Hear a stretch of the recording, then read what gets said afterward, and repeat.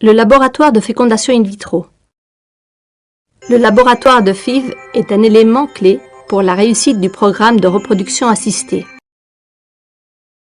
L'emplacement, la conception, l'équipement et les milieux de culture sont d'importance vitale pour les strictes exigences des gamètes et des embryons en culture in vitro. Dans le laboratoire travaille un personnel hautement spécialisé dans la biologie de la reproduction. Son objectif est de traiter chaque embryon individuellement, comme un petit patient, étant donné qu'il sera votre futur enfant. Le laboratoire de fécondation in vitro de l'Institut Marquès est à la pointe de la biologie reproductive mondiale. Il est équipé des technologies les plus avancées, telles que IMSI, Polaroid, des cabines à atmosphère contrôlée, embryoscope, ainsi que dans l'application de techniques telles que biopsie du corpuscule polaire, élimination de fragments maquillage embryonnaire, éclosion assistée, congélation, vitrification des ovules et des embryons. Au laboratoire de procréation assistée, nos biologistes évaluent les différentes étapes du développement embryonnaire qui peuvent être regroupées comme suit. La rencontre entre l'ovocyte et le spermatozoïde. Un jour plus tard, la fécondation. 2 jours plus tard, les premiers embryons. 3 jours plus tard, le développement des embryons. La rencontre entre les ovocytes et les spermatozoïdes. Les ovocytes arrivent au laboratoire dans des tubes stériles, immergés dans le liquide folliculaire. Ils sont localisés au microscope, puis nettoyés et classés selon leur degré de maturité. Ils sont ensuite placés dans une couveuse et dans un bain de culture à 37 degrés jusqu'au moment de leur insémination.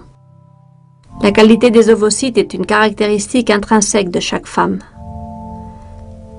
La fécondation des ovules peut être effectuée de 2 façons. La fécondation in vitro conventionnelle consiste à faciliter la rencontre de l'ovocyte et les spermatozoïdes afin d'obtenir la fusion des codes génétiques des 2 membres du couple.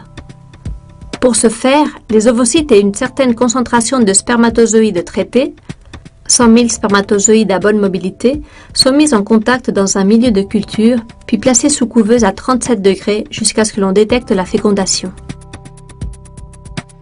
La microinjection spermatique ou ICSI consiste à introduire un seul spermatozoïde à l'intérieur du cytoplasme de l'ovocyte. Actuellement, cette technique s'utilise de façon routinière pour essayer d'assurer la fécondation. Un jour plus tard, la fécondation. Les ovocytes inséminés sont placés sous couveuse et après 17 ou 20 heures, il est possible de voir si la fécondation a eu lieu.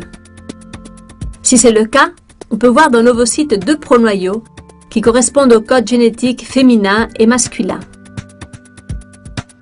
Le premier cycle de fécondation in vitro est aussi un cycle diagnostique et il permet d'évaluer la fécondité de chaque couple. Des taux de fécondation très bas et même des cas d'échec total de la fécondation sont possibles. 2 jours plus tard, les premiers embryons. Les ovocytes fécondés commencent alors leur première division cellulaire. Comme pour les personnes, il n'existe pas 2 embryons égaux. Chaque embryon a ses propres caractéristiques et à ce moment-là, il est possible de le diviser en 2, 3, 4 ou 5 cellules. Dans un même cycle, tous les embryons n'ont pas le même aspect non plus. 3 jours plus tard, le développement des embryons. Le jour suivant, les embryons doivent avoir multiplié par 10 le nombre de cellules dont est disposé le 2e jour. La qualité embryonnaire. La qualité des embryons est déterminée par le nombre de cellules, la symétrie entre celles-ci, le pourcentage de fragmentation et la présence d'un seul noyau par cellule. Nous estimons que dans les 48 heures après la fécondation des ovocytes, un embryon avec bonne apparence est celui qui présente 4 cellules de la même taille, avec des taux de fragmentation inférieurs à 10-15%. Un embryon de bonne qualité, dans le 3e jour, est celui qui présente entre 6 et 8 cellules de la même taille, avec un faible pourcentage de fragmentation. À l'Institut Marquès, nous considérons chaque embryon comme un petit patient, et on applique des techniques individualisées pour l'aider à améliorer ses chances d'implantation et de grossesse.